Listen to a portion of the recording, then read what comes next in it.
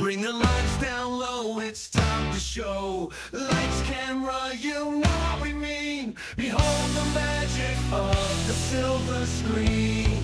Some movies rock, some movies shock. They're powerful, alright. We cover them all on your favorite part. So many movies we can choose. Even when you win, you lose. Life moves pretty fast.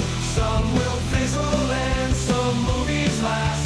I understood there would be no math. It's the 30-something movie podcast. Be excellent to each other. Please add a word to your mother. They're from the best decades. Movie magic that never fades. Lightsabers clash, phasers set to stun. Action packed from dusk till dawn. We have deep thoughts and questions free. Come share our love of the movies we see. Life moves pretty fast. Some will fizzle and some movies last. I understood there would be no math. It's the 30-something movie podcast. It is the 30-something movie podcast. I'm your host, John Reed. This episode, we are actually broadcasting this episode in black and white for everyone. So hope you're noticing so that. Cool. I thought it'd be something kind of fun to do for this one. So broadcasting I love this one in full black and white audio. It is awesome. It is awesome. You should put a filter on it. I could. Like some tinny like radio AM radio filter or something. Hey, we could start talking like this. Yeah, Shane. Yes, we could. Yeah, you went straight to the sea. Well, it just happens. I don't know. Yeah. We went from like the mid-Atlantic accents to gangsters. Like that escalated really quickly. That's gangstas. I'm sorry. To you, sir. Mm-hmm. All right. Well, this episode's going to be about Ed Wood. See, we're going to be talking about the movie. See, the Tim Burton movie. We can't do that every single time. No, it's the concept is amusing, but it's hard. It is. Yeah. Yeah. I don't know how people.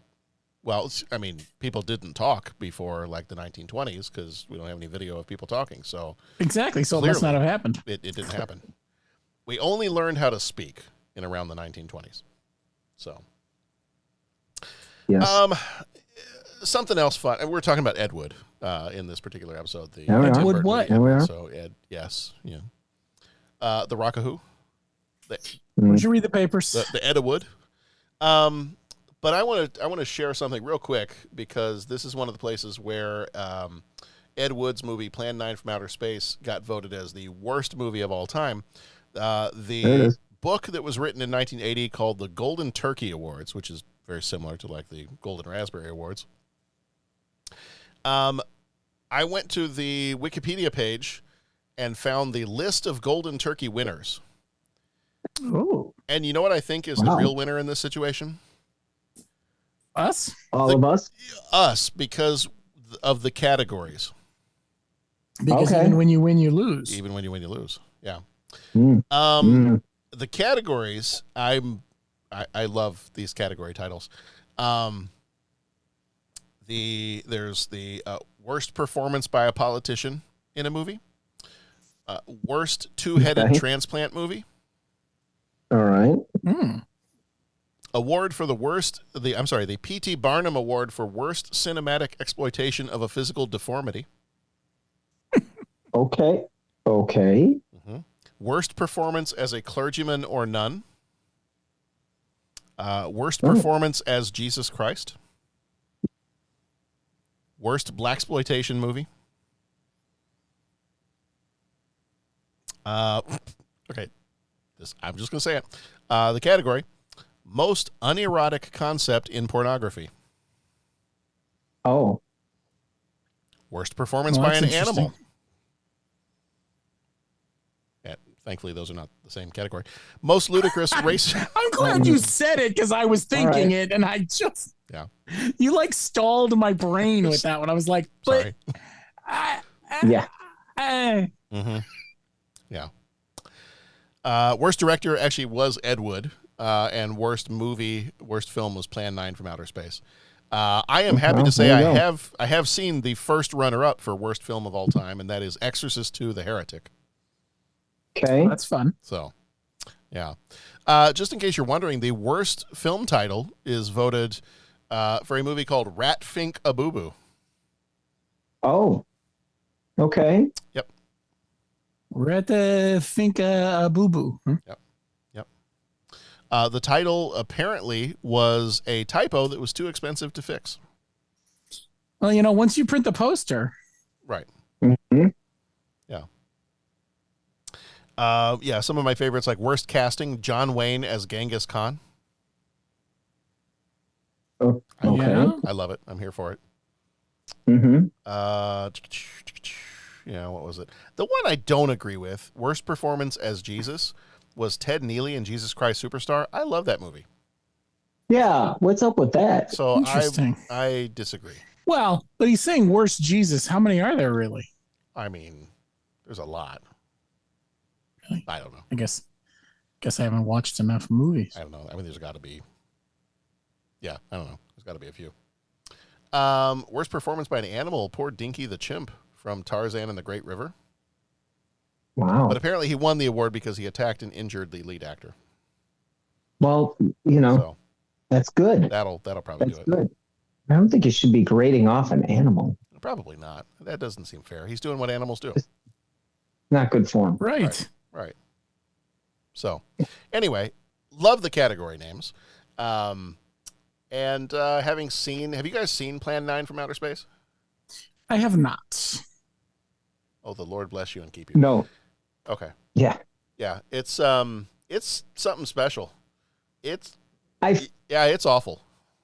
I feel like it's a movie Yeah, that would yeah, go it's on like a Mystery Science Theater 3000 type deal. Oh, it is. I'm not even sure. I don't know if Mystery Science Theater, did they ever do it? Maybe. I don't know. I don't have a Um, complete list of their Yeah. repertoire. Because it's bad. And it's almost so bad that I'm not sure if they would even bother doing it. Let's see. Plan Oh, 9 wow. from Outer Like- Space. So it's not fun bad enough for them to. Oh, no. Nope, they did. Let's see. Oh, is there a... I don't know. This is on a... Riff Tracks has done a version of it. And I feel Okay. like there's a current series of Mystery Science Theater 3000. There's a link Yeah. here. Which I didn't know. Okay. There's a link here from 9 months ago that says, during tonight's live stream event, they've announced the third episode of season 14 will be Plan 9 from Outer Space. There we go. Okay. So, Cool. Riff Tracks has done a version of it, and I believe the entire thing is available on YouTube. Okay. Yeah, it looks like they have done a few of these. Cool. Yeah. So, but it's bad. Yeah, it's Yeah. it's bad. Oh, yeah. Yeah. As Huey Lewis said, sometimes bad is bad. And Plan 9 from Outer Space is bad. In fact, I would hazard a guess. I've only seen bits and pieces of some of his other movies, but they're all bad. Yeah. Like, I think it's pretty much... I don't think it's a stretch to say that the movie was fairly accurate in that Ed Wood had a lot of ambition and he had a lot of drive, but the two things he didn't have were money and skill. Mm, And so Yeah. he made movies until someone died. And literally someone died. So this episode is about Yeah. Ed Wood. We're going to spoil movies freely here, so just be warned right now. Our website is 30podcast.com.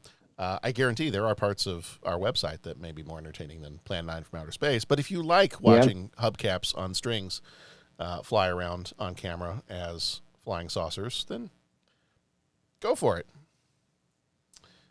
But yeah, it's bad stuff. But we're here to talk about the Tim Burton movie Ed Wood, starring Johnny Depp, which is different. That's about the life. That's the biopic about the life of Ed Wood himself. So let's go ahead and dive on into that one. This one came out on September 28th, 1994, rated R, with a runtime of 2 hours and 7 minutes. Directed by Tim Burton, who did Beetlejuice and Edward Scissorhands. Writers were Scott Alexander, Larry Karaszewski, who did The People vs. Larry Flint, Man on the Moon, and Big Eyes. Producers were Tim Burton, Denise DeNovi, and Steve Nicolaides. Burton did Batman and Corpse Bride. DeNovi did Heathers and Edward Scissorhands. And then they've also done, I think Nicolaides did School of Rock, and this is Spinal Tap. Composer was Howard Shore, did Lord of the Rings and Silence of the Lambs. Cinematographer was Stefan Zapsky, who did Batman Returns and Blades of Glory. Editor was Chris Lebenson, who did Top Gun and Crimson Tide. Production company is Touchstone Pictures, very different. Tombstone Pictures.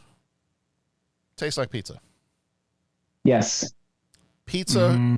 Tombstone Pizza and Val Kilmer. No. Yeah, I'm just gonna let that one go because I don't know how to respond to it right. Yeah, not sure. Val Kilmer eating a pizza. Okay. It's a lot. While he cuts his lawn. It's a lot of Tombstone. Yeah. While he's mowing his lawn, listening to our show. Budget was $18 million. Box office $5.9 million. Flick Metrics gives it a 78%. CinemaScore gives it a B+. Johnny Depp. We're doing this one for Johnny. He played Ed Wood. He was in the Pirates of the Caribbean, Curse of the Black Pearl, and Edward Scissorhands. Martin Landau, who died in 2017, played Bela Lugosi. Beware. I want to suck your blood. He was in North by Northwest and Mission Impossible. Sarah Jessica Parker was Dolores Fuller. She was in Sex and the City and Hocus Pocus. Patricia Arquette was Kathy O'Hara. She was in Boyhood and True Romance. Jeffrey Jones was Criswell. He was in Ferris Bueller's Day Off and Beetlejuice. Lisa Marie was Vampira. She was in Mars Attacks and Sleepy Hollow. Bill Murray was Bunny Breckenridge. He was in Groundhog Day and Lost in Translation. Mike Starr was George Weiss. He was in Goodfellas and Dumb and Dumber. Max Casella was Paul Marco. He was inside Llewyn Dellis and Doogie Howser. Brent Hinckley was Conrad Brooks. He was in Silence of the Lambs and Falling Down. George Steele, who died in 2017, played Tor Johnson. He was in Escape from New York and Used Cars. And Juliette Landau played Loretta King. She was in Buffy the Vampire Slayer and The Terror. Some off-the-wall trivia here. So Vincent D'Onofrio, when we do see Orson Welles, he is played by Vincent D'Onofrio. Tim Burton was not happy with Vincent D'Onofrio's impersonation of Orson Welles, so he had his voice dubbed by none other than the brain himself, Maurice LaMarche, who is well known for his Orson Welles impersonation. Okay, perfect. Do you know what if you're going to do it right. Do you know what we're going to do tonight, Pinky? Try Same to take thing we over do the every night, world. Try to take over the world. Yes, Pinky. I think so, Brian. But where are we going to get rubber pants this time of night? Yeah. No, Pinky. One day on set. Pinky and the brain. There we go. And now. And we digress. Regularly. I was going to say we digest. Hopefully. One day on set, Ed Wood's wife, Kathy, visited and asked to meet Johnny Depp, and they were filming a scene where Depp looked particularly disheveled, which made Tim Burton kind of nervous. However, upon seeing Johnny Depp as disheveled as he was, Kathy Wood, Ed Wood's widow, said, "That's my Eddie," showing her approval for the movie. Oh, good. So, yeah. The film's production cost was higher than the combined budgets of all of Ed Wood's movies. That's pretty funny. Yeah. At the time of the filming, Johnny Depp was kind of feeling a little disenchanted with the film industry, and he was, possibly looking towards not being in movies anymore. But taking on the role of Ed Wood allowed him to kind of stretch out, have some fun with it, and kind of on top of that, he said working with Martin Landau kind of rejuvenated his love for acting. So, obviously, this movie was a good turning point for him. Good. Tim Burton was drawn to Ed Wood's story because of the parallels between Wood's relationship with Bela Lugosi and Tim Burton's own friendship with Vincent Price later in Vincent Price's life. Okay, so Kathy Wood did approve of the movie, but Bela Lugosi Jr. Did object to the film's portrayal of his father using foul language, and he asserted that his father was a classy man who never spoke in such a manner.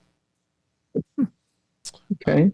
Initially, this was developed at Columbia Pictures, but the project moved to Touchstone Pictures, which is a Disney company, after the studio boss, Mark Canton, objected to making the film in black and white. This shift was able to give Tim Burton full creative control, so he could make the movie he wanted to make after that. Martin Landau actually won the Academy Award for Best Actor in a Supporting Role for this movie. It was the first time an Oscar was awarded for someone portraying a movie star.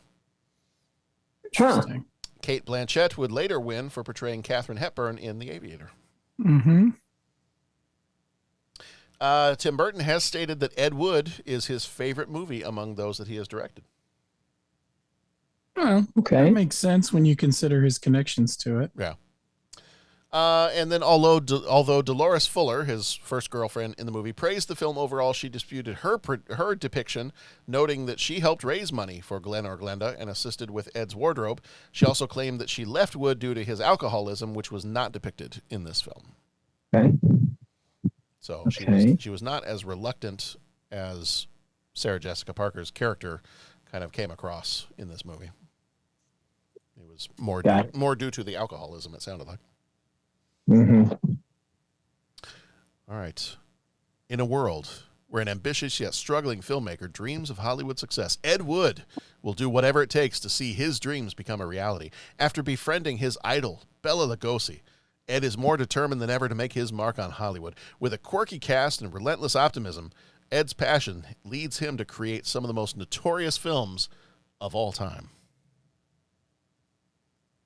Tim Burton, director of Batman, Beetlejuice, and Edward Scissorhands, now takes you to a completely different world. The true story of a Hollywood legend, Ed Wood. And action! He made movies like no one else. You want to keep moving. You've got to get through that door. Ah, that was perfect. Perfect. Do you know anything about film production? Well, I like to think so. He had an eye for talent. I met Bela Lugosi. Well, I thought he was dead. This is the most uncomfortable coffin I've ever been in. No, he's very much alive. You flying saucer? He had a passion for storytelling. Get me transvestites. I need transvestites. You're flashy. They want that. Okay. But they want professionalism. So nix on the Nelly without losing naivete.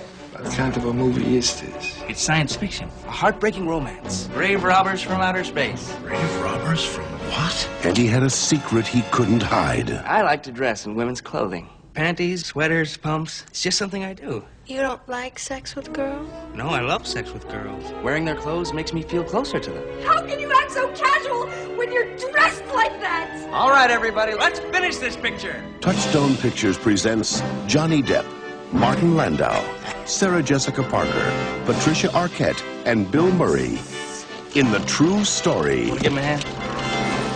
Keep rolling. of an unforgettable filmmaker. We're making another movie. I got the Church of Beverly Hills to put up the cash. How do you get all your friends to get baptized just so you can make a monster movie? And his legacy that will live forever. How do you turn this on? Shake his legs around. Looks like he's killing me. This is the one. I command you! This is the one I'll be remembered for. Ed Wood, a Tim Burton film. Really? Worst film you ever saw? Well, my next one will be better. Hello?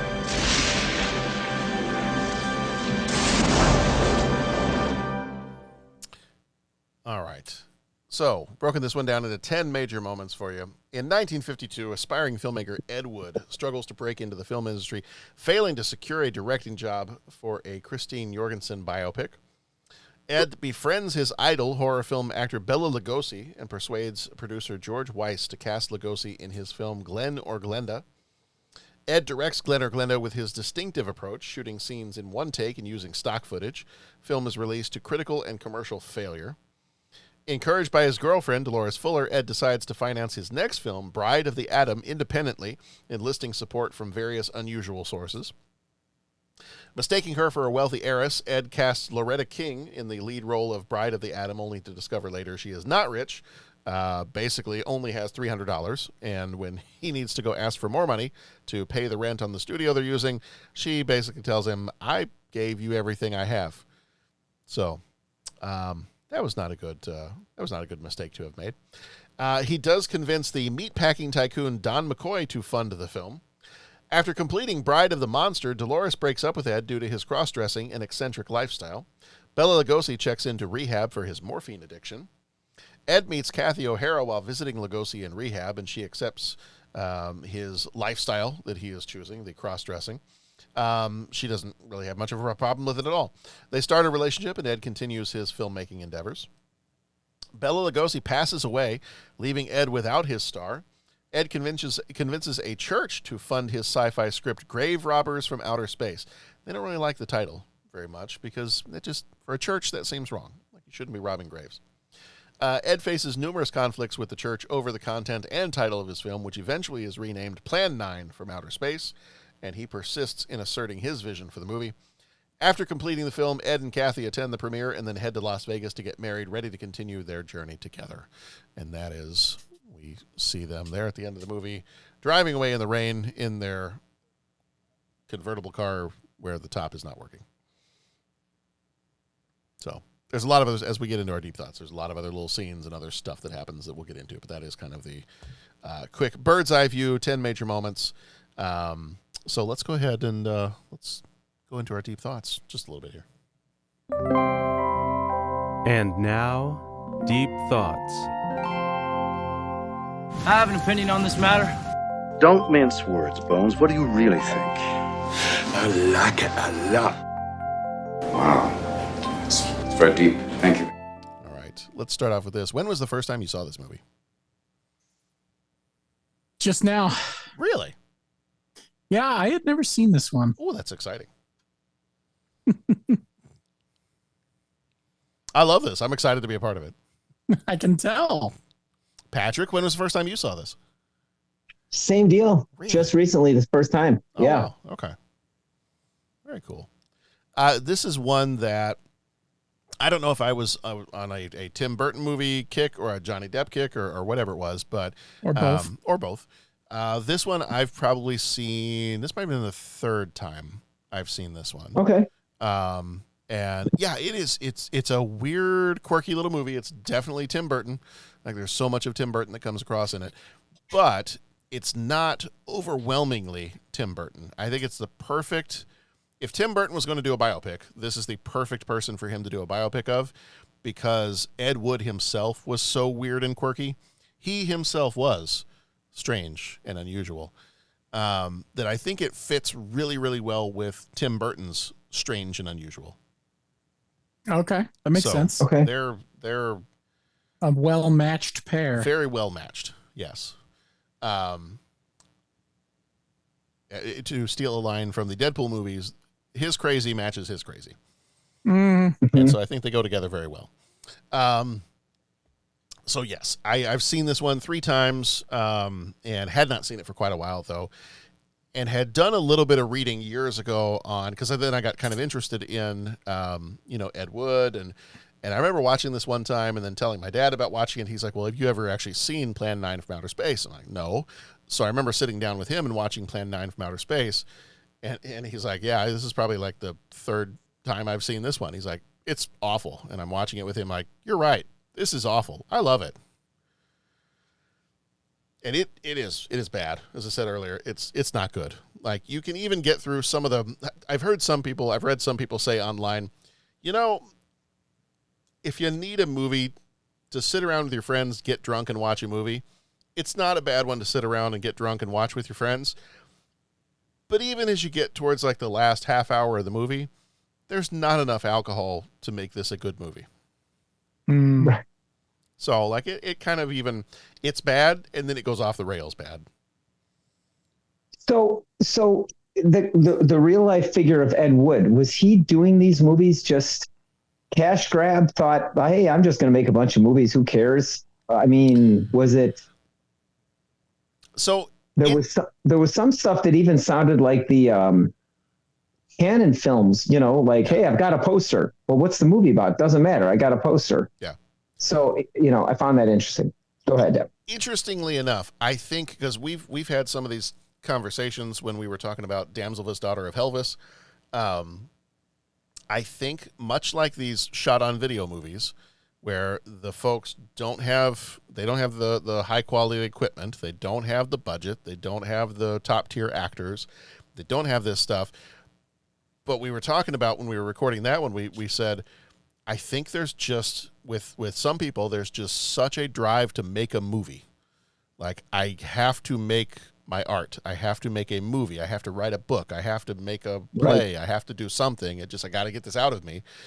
I think for Ed Wood, he was living at a time where, by virtue of being in Hollywood, there was a ton of low budget stuff that was just being churned out. Like, just a bunch of, for lack of a better term, just a bunch of crap that was being churned out. And even that George Weiss, he was even saying, I don't make good movies. We just turn this stuff out. He was pretty upfront about it. Yeah.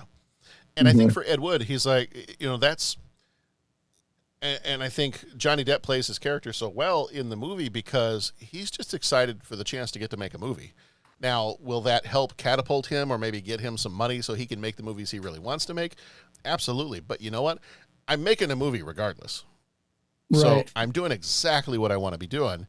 And I don't know if the real Ed Wood was as ridiculously optimistic as the way Johnny Depp plays him, but I have a feeling that Ed Wood would fit in so well with some of these shot-on-video directors that we've been looking at with Shatterdead and Damsel's Daughter of Helvis and some of these other like super low-budget ones we've been talking about recently.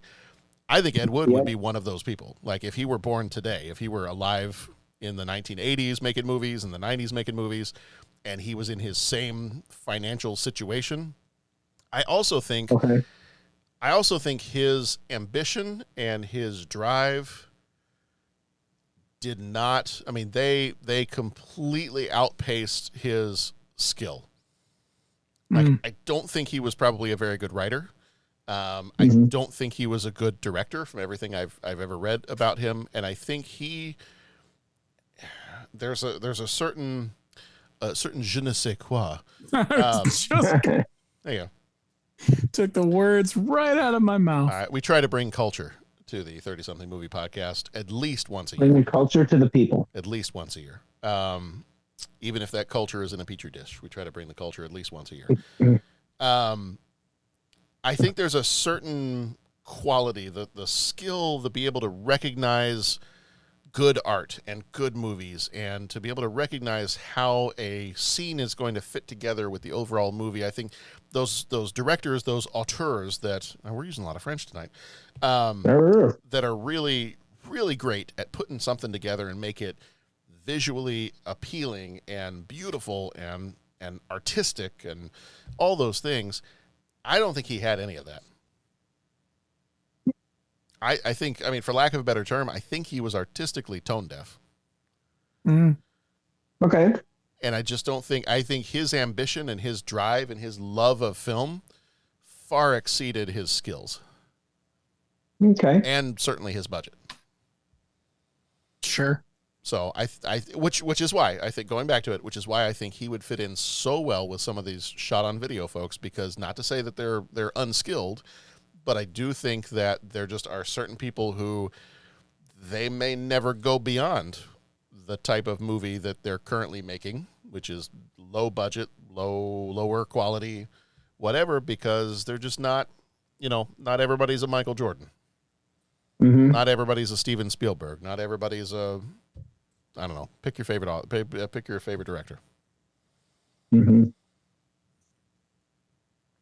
But I think that's very much what he was like, at least as far as I can tell. But he just had this drive. He's like, I got to make movies. Like, I'm happiest when I'm making movies.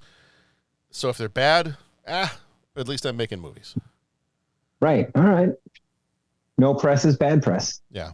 I think he was even quoted one time as saying something like, hey, if you're writing a script and the script just keeps getting worse, it's okay because you're getting better. Yeah. Well, okay. If you say so. Right. Even when you win, you lose, I guess. I don't know. Right. Yep. Yeah. That's his way of saying it, I guess. But that's what it's so. I love the way that Tim Burton tells the story of kind of his life and what leads up to the making of Plan 9 from Outer Space. Because if you get an opportunity to watch Plan 9 from Outer Space, and I've never seen the Mystery Science Theater or the Riff Tracks version of it, I'm sure they do an awesome job with it. But the fact that you've got this combination of Bela Lugosi as a mad scientist, you've got the Swedish wrestler Tor Johnson as his manservant. I'm sorry, that's Bride of the Monster. I was thinking of Bride of Monster rather than Plan 9 from Outer Space, but he's in those too. You have Vampira. You've got Tor Johnson. You've got the character of the amazing Criswell was the film's narrator. You had Bela Lugosi up until he died was in the movie, and then they just replaced him with some guy who threw a cape over his face so that you wouldn't be able to tell, even though everyone could tell. All right, well, there you go. Yeah. Do what you got to do, you know? Yeah. But yeah, I mean, I feel like a lot of Plan 9 from Outer Space is just, and I'm not saying that the three of us aren't skilled, but like if somebody just woke up tomorrow and said, "Hey, here's $500, you guys need to make a movie," We'd just give it to Dennis. Well, yeah. Yeah. Maybe. I mean, if they said make a movie, I mean, maybe I'd make the movie. I don't know, give it to Dennis. Dennis can make his own movie. I said I would give it to Fine, Dennis. you give it to Dennis. I'm making my own movie. Good luck, Dennis. Yeah, but it's God, it's a terrible movie. But this movie, I think the Tim Burton Ed Wood movie makes Plan 9 from Outer Space more charming than it would be on its own. That makes sense. Well, that's good. Is there in this movie? Is there a favorite moment in this movie? Is there a favorite scene in this movie that you have? I don't know that I do. I think the stuff with Bela Lugosi and the octopus That's the same one I was going to say. is just so nuts. Yeah. It's cold. You get down here. Yeah. What is this? It's just, I think some of it is just so ridiculous. You're like, what? Okay. Mm-hmm. Why not? So we're going here now. Yeah. And I love and apparently Ed Wood was kind of known for doing this. I love that they're filming something and they do the different takes and somebody messes up on the takes and he's like, "Perfect, cut it." Perfect. Yep. Like, I don't have time to take another take. I don't have the money for another take, so we done, don't kids. you don't want to reshoot that? Nope, we don't have time. Let's go. What is this reshoot you speak of? I was reading something the other day about another like really terrible movie, and I'm blanking out on what the name of the movie was. I feel like it came out during might have been the 80s, and this movie apparently is a sci-fi movie, and it lifted its battle scenes. I might be getting this wrong. It lifted its battle scenes directly from the Battlestar Galactica TV show. Oh, that's awesome. So, like, the movie was totally different. The movie was not Battlestar Galactica. But every time it cut to a space dogfight or a space battle scene or something, it was clips from the TV show Battlestar Galactica. So, okay. And I'm like, that sounds a little bit Ed Woodish. Because I mean, he was kind of, like we saw in the movie, like he was looking at stock footage going, "Oh, I could totally use that." Oh yeah, right. Like, oh, That's where he got the idea for the octopus. He's like, "Oh, I could totally use this octopus footage." I have Bela Lugosi's last footage. We can use this. Yes. We can use this. And I think in this case, I think for a person like Ed Wood, I think Tim Burton is the perfect person to have directed this movie. And I can't imagine anybody other than a young Johnny Depp playing this, because he plays him so quirky and so weird and also so excited and to a certain degree naive about his own lack of skill. Right. That it's just everybody in this movie does a great job. Martin Landau is hilarious as Bela Lugosi. Mm-hmm. I can't imagine anybody else doing these, taking on these parts in this movie. Yeah, agreed. Hard agree. The actors inhabited their roles. Yeah. I do enjoy the part where just to get the funding for the movie, the entire cast is getting baptized. That's outstanding. By the Baptist Church. Yeah. That's, and Bill Murray for playing a co-starring role. Yeah. Oh my gosh, does he bring a lot to that character? Yeah. It's, he's sometimes at his best in a role like that because he can just do, Yeah. He's not trying I do. to be, exactly. Not trying to carry anything. He's just being Bill. Yeah. Mm-hmm. And, yes. And what is the line when he's about to? Oh, here I found it. when the Reverend is about to baptize Bill Murray's character, Bunny Breckenridge. Welcome to the fold, brother. Welcome. Praise the Lord, brother. Do you reject Satan and all his evils? And he just goes, okay. Sure. Sure. Yeah. Yeah. Yeah. And then in that same scene, Bunny goes over to Ed Wood, and he's like, how do you do it? How do you get all your friends to get baptized just so you can make a monster movie? And Ed's response is, it's not a monster movie. It's a supernatural thriller. Outstanding. Yeah, it's a monster movie. But yeah, no, he's got this. It's a little bit higher class than what it really actually is. Mm-hmm. Really? Worst film you ever saw? Well, my next one will be better. Hello? Hello? Yeah. And I love that when it's at the end of the movie and and they're like at the Plan 9 for Outer Space premiere, and he's like, this is the one. This is the one I'll be remembered for. I'm like, yeah. Mm-hmm. Yeah, that's true. Yeah.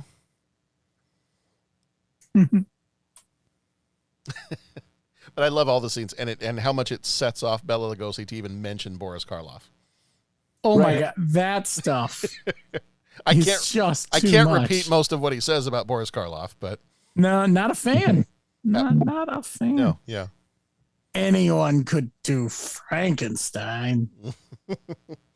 It's just some makeup and it's makeup and a bunch of yeah.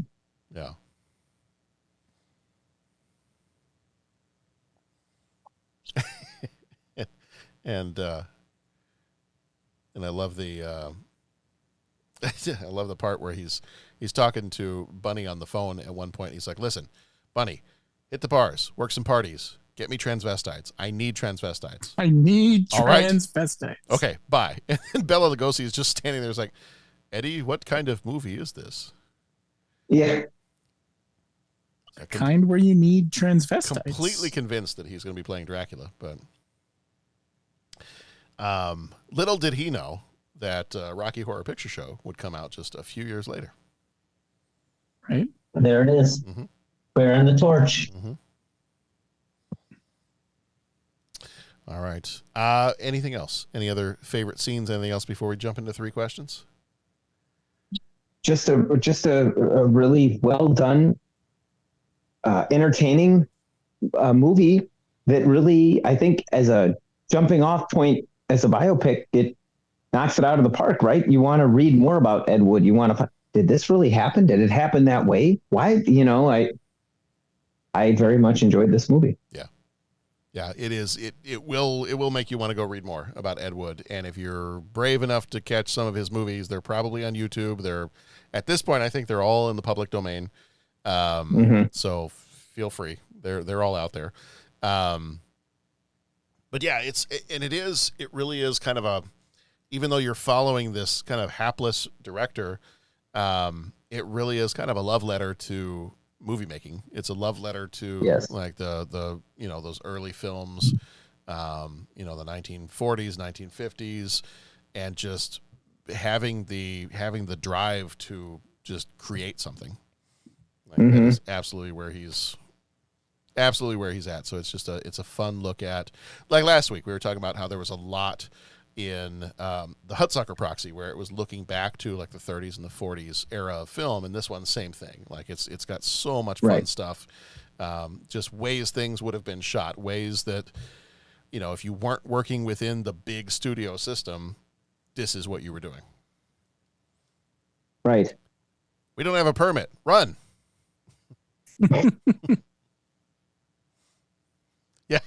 Yeah, Pat. There's I won't repeat the entire line, but when he's talking to George Weiss, Ed Wood is like, "Is there a script?" George Weiss is like, "F no, but there's a poster." Yeah. Yeah, that you is can't absolutely. screw up my poster.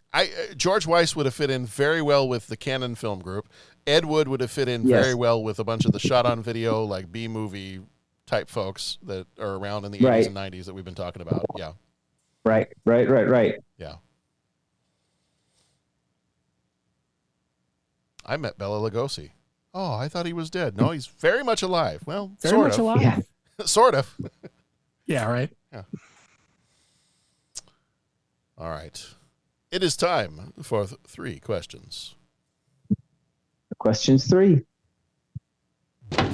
He asks each traveler 5 questions. 3 questions. 3 questions. It's impossible to answer. Impossible because you don't know the answer. Nobody could answer that question. I want to ask you a bunch of questions. I want to have them answered immediately. What you just said is one of the most insanely idiotic things I have ever heard. At no point in your rambling, incoherent response were you even close to anything that could be considered a rational thought. Everyone in this room is now dumber for having listened to it. I award you no points, and may God have mercy on your soul. All right, question number 1. In the spirit, now normally we try to be positive about things, but in the spirit of the worst director, worst movie ever made, all 3 of our questions are about the worst of things. So, question number 1, what is the worst Johnny Depp movie?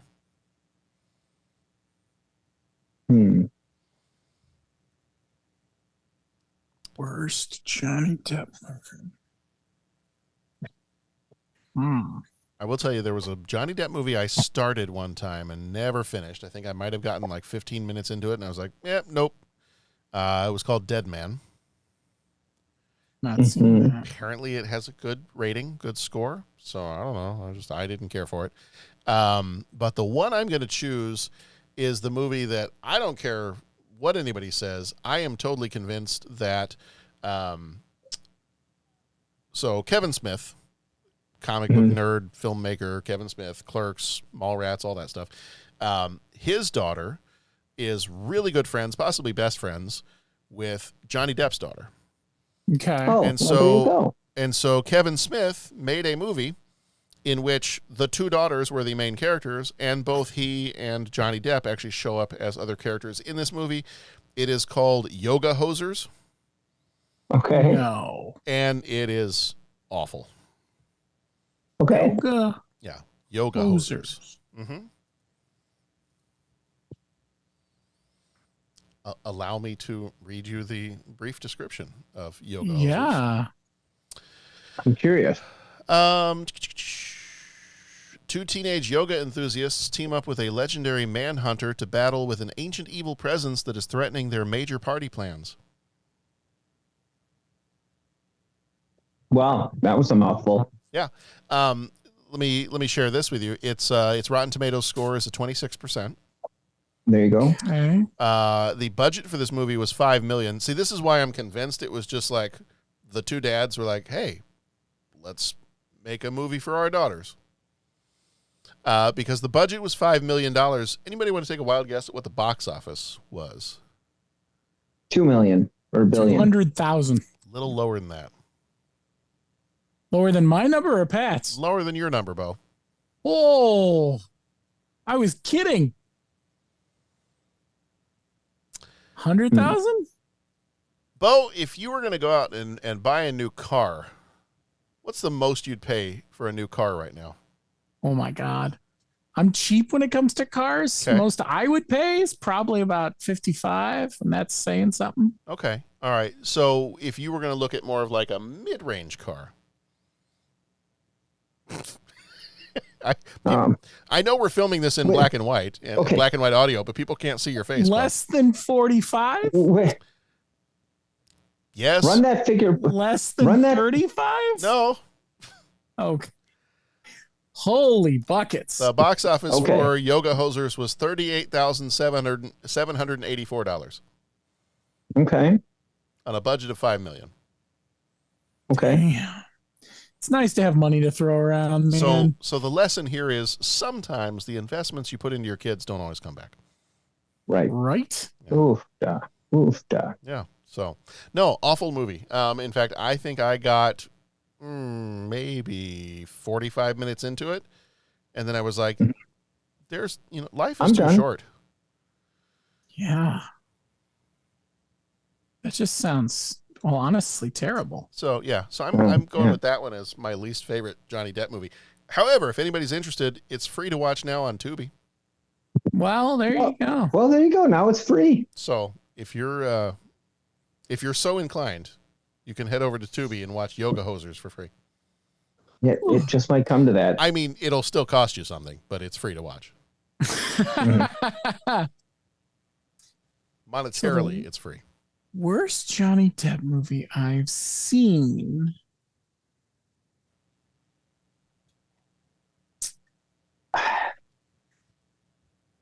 I just don't think I'm going to be any help with this one. It's tough. I mean, Pat, are you rejecting my question? I think you might be. I think you're rejecting. I want to use the new drop, but I'm not like angry about the question. I just have no knowledge. Okay. Well, you don't have to be angry. Harrison Ford can be angry on your behalf. Okay, there we go. There we go, John. Do it. I've always treated these questions with the utmost respect and somehow at the same time complete disdain. I will not answer that stupid question. But thank you. Yeah, no, of course. I mean, it's an honor to know. Delighted to have the opportunity. Happy to. Okay. I've always looked at questions like that with the complete utmost. The utmost. What was it? With the utmost respect and complete disdain? But the utmost disdain. The utmost disdain. Yeah. But complete respect. And so thank you. I will not be answering that stupid question. I will not be answering that stupid question. I'm going to learn that line. That's going to have to be used at the faculty meetings at some point this year. Yeah. Just get it tattooed on your wrist along with all the other information. I have complete disdain. Put it just above the Dutch angles and then just below split diopter. Mm-hmm. There it is. Yeah. I have complete disdain for that question. And just if you absolutely want to be an agent of chaos, then just tattoo that in Comic Sans font, if you would. Comic Sans. Yeah. I can't wait to look that up. Oh, you don't know what Comic Sans font is? Mm-mm. Oh, Patrick. It's the font that people use you in work their in a school. stuff. You know what it is. You just may not know what it is. Exactly. I was just going to say, like, this is one of those things you've seen. Mm-hmm. You just don't know what it is. And it's that when you walk by that flyer and you just go, that looks so, I don't know, childish. Wrong. Okay. Yeah, childish is good. Yeah. Mm-hmm. Okay. Like, we are professionals here. Don't use that font. Right. Yeah. Okay. It's kind of. And what's the font called? Candied walnut? What is it? Yes. Comic Sans, my friend. Yeah, that's why I was close. Candied and yams. And let's just say I have people in my place of business who use it, and they claim to use it ironically or just to get a rise out of people, but I think they like it and don't want to admit it. Mm-hmm. Yeah. So that's me. Yeah, those are the people who do their resume in papyrus. Uh-huh. It's another awful font. That's the font that used to break printers. Right? Yeah. Anyway. So much is awesome about any of that. Yeah. Bo, did you narrow down a worst Johnny Depp movie? Worst one I've seen. I didn't like their treatment of Alice in Wonderland all that much. Okay. I mean, but I can't think of anything that. Unlike you, who seems to see a lot of movies just to see them, I tend not to end up with something. Mm-hmm. Okay. That I'm gonna I don't know. I've been looking through the list a couple times, and I guess I'm just coming up. Well, okay, here's one. Are you saying I'm like Bugs Bunny just dancing through a minefield? Some was. I mean, I guess, yeah. I mean, I could double down on Yoga Hosers just from the description. Yeah, it's bad. There's that. Yoga Hosers. I never did. So maybe you guys saw it. Maybe you can steer me in a different direction. I have no desire to see, but never did see his Willy Wonka. Yeah. That's a good point. That's another one. Like his Alice in Wonderland, I was not thrilled by it. Yeah. That's actually a good one because now that you're saying it, I hadn't really remembered seeing that. But yeah. Okay. That's fair. I certainly wouldn't take his Willy Wonka over Gene Wilder. So yeah, that's probably a good one. Okay. At this point, I wouldn't take his over Gene Wilder's or Timothy Chalamet's. Yeah. I still haven't seen the Chalamet one. Oh, it was good. We really enjoyed it. Like we went in with low to middling expectations, and at least Sharon and I came out of the movie totally happy with it. We're like, oh man, this exceeded expectations. We really enjoyed it. Sometimes it's good to go in with low expectations on a remake because it's too easy, especially for us who, we spend more time maybe thinking about movies than other people. We get a little pretentious. I feel like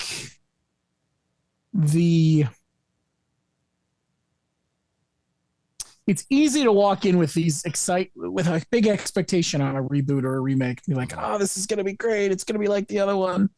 And it's also really easy to go in with such such nostalgic remembrances of the original that sometimes if you really were to look back at the original, you'd realize it wasn't as good as you think it is. Right. Yep. Yep. I hear you. Yeah. Sometimes we get excited for a sequel and we go into the theater super pumped, and then we hear lines like, and somehow Palpatine returned. Yeah. Anyway, moving on. Number 2, what is the worst sci-fi or horror movie of all time?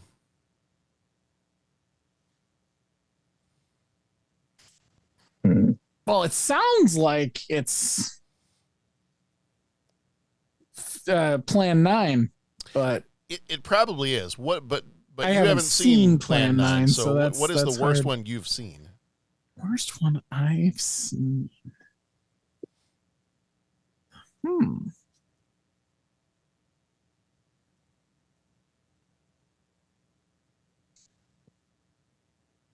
I have seen Plan 9, so it's on my list, but I'm not going to choose that one because it's the obvious answer. I have 2 others that I haven't decided between. So I'm going to use one that I've seen on Mystery Science Theater 3000. Yeah. Called good bar. Called yeah, what? Prince of Space. Oh. Outstanding. Okay.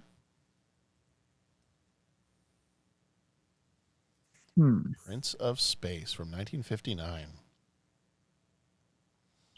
Ooh, I'm kind of excited about this. This looks awful. When an alien force tries to invade Earth to steal a powerful new rocket fuel, a mysterious hero intervenes.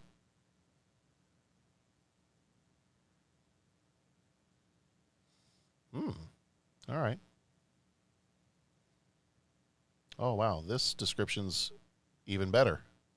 A group of spacemen from the planet Crankor, who resemble chickens, are led by their leader, Phantom, to invade Earth, but a strange superhero named Prince of Space arrives to defeat the spacemen. Although the weapons of the aliens cannot harm the Prince of Space, the Phantom continues to fight. And many plot twists including capturing a group of elderly scientists in Sioux. That sounds fun. Oh, it's fun. All right. It's definitely fun. All right. Mm. Prince of Space. I'm excited. Oh, it's not even an hour long. Perfect. I'm sure I have an hour sometime. Mm-hmm. Bo, while you're thinking about you got yours? Yeah, I forgot about that one. Mac and Me. Ah. Okay, so you've helped me narrow down because Mac and Me was one of my two.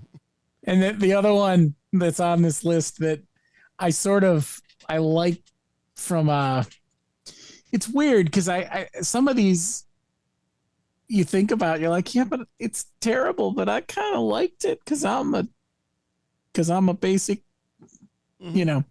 Yeah. Right. Do you remember Wing Commander? Oh yeah. Oh yeah. Yeah.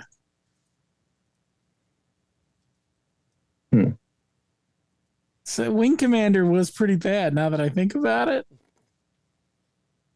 but I liked it. Yeah. So yeah, I might go Mac and Me. Like it was pretty rough. Okay. All right. Yes, Mac and Me is awful. So thank you for choosing Mac and Me because you helped me make my decision for me. I'm going Battlefield Earth. Oh, good one. Ooh. It is awful. Nice. Yes. Awful. So bad. John Travolta, shame on you. Yes. Awesome. Oh my God. And yes. Uh-huh. Oh, I Yeah. forgot about that movie. Good. Good. You Men in Blacked yourself and made sure that you didn't remember it. That is bad. Mm-hmm. Yeah. It's bad stuff. Yes, it was. All right, last question. What is the worst sweater material?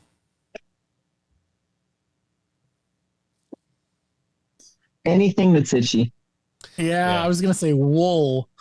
That was my Yeah. answer. Wool. I'm not a fan of the wool sweaters. I've as stated, I think this was probably on a previous episode, or maybe we weren't even recording yet. As stated, I tend to run hot, so I don't tend to like to wear heavy sweaters anyway. So anything that is bulky or thick and just at any point in time, any kind of itchy, no. Yeah. So wool, not a fan. I think I'd have to double down on that one. Yeah, I hear you. Unless you've done something to that wool to make it as soft as it can possibly be. If you've conditioned the hair of those sheep until it's just soft like a shampoo commercial, then no.